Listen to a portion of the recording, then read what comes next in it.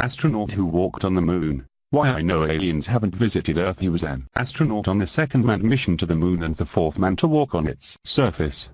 Alan Bean, 85, is one of only 12 people to have taken one small step for man and one giant leap for mankind on the moon. The lunar module pilot was one of two crew members on board Apollo 12 who walked on the moon days after it launched on November 14, 1969. The crew's primary mission objectives included an extensive series of lunar exploration tasks by the lunar module and the deployment of the Apollo lunar surface experiments package to be left on the moon's surface to gather seismic, scientific and engineering data. Bean has logged 1,671 hours and 45 minutes in space, minus 10 hours and 26 minutes of that were spent on the moon and in Earth's orbit. His experiences in space have led Bean to develop some interesting theories about the possibility of alien life. I do not believe that anyone from outer space has ever visited the Earth, Bean told News.com from his home in Houston, Texas.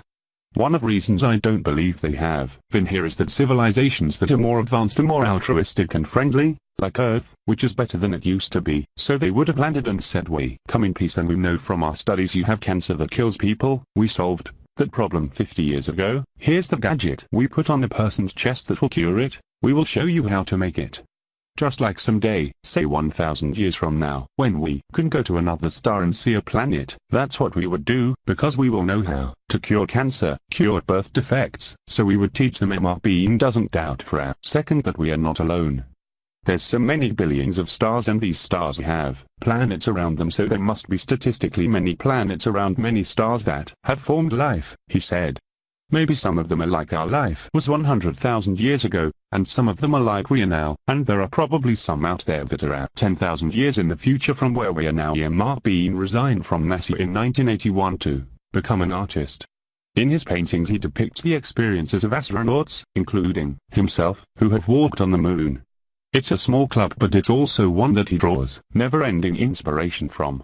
Even if I lived to 185 years old I wouldn't run out of ideas of things to paint on this topic, he said.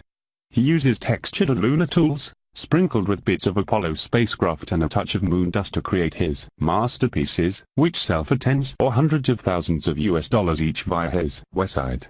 I'm the only person on Earth who can do these paintings, from a first-hand perspective, he said.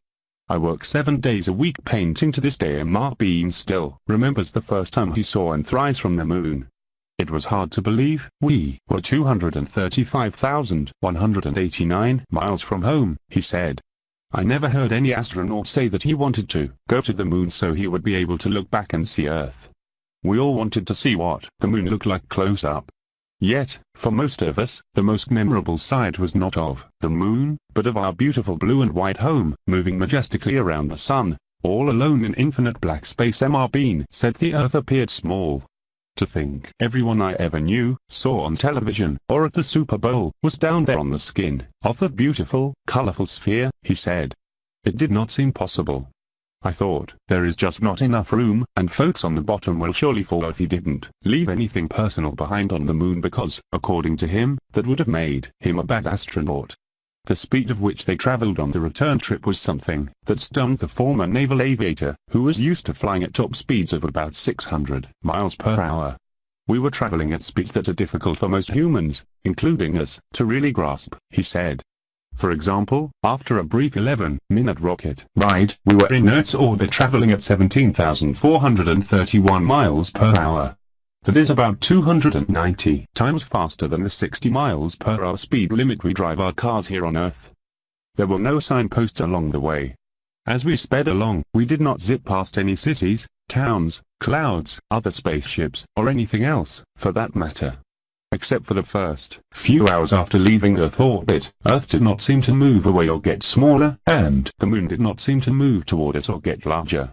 If we waited an hour or so and looked out again, Earth would look smaller, maybe, and the moon would look larger, maybe. Bean said the main thing he took away from the Apollo 12 mission was that humans can do a lot of amazing things. President Kennedy said we were going to go to moon by the end of the decade, in the 1960s, Bean said. It was an impossible dream and human beings got behind the whole idea and planned and worked to achieve it. I think the most important thing about us going to the moon back in the 60s was not what we invented but the feeling that throughout the world there are humans that can do a lot more than we imagined we could before. I know humans will go back again someday. Now when Mr. Bean looks at the moon at night, he fixes his eyes on where he once landed and reflects on how he was a part of something so special. It changed my attitude that we were able to do it, and I thought a lot more of myself and friends, he said. I thought, well, look what we did. Now when I look at the moon, it just seems so far, far away.